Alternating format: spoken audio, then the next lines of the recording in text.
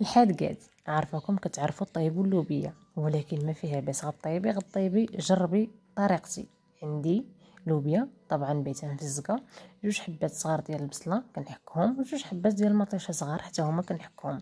الثومه شويه كنتهلا فيها في الثومه، كلشي كنحكو في الحكاكه، ما كنقطع حتى شي حاجه.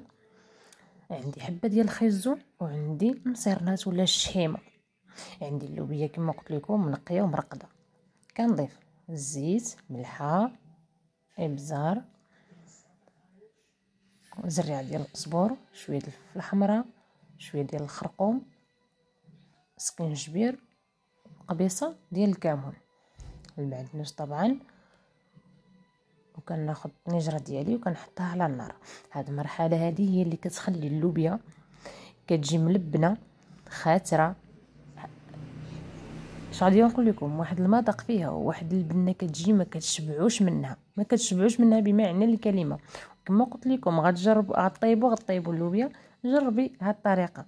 كنخليها هي كتشحر وانا كنقلب ونشقلب في داك التشرميله وفي داك الصوص حتى يبقى ليا غير الزيت.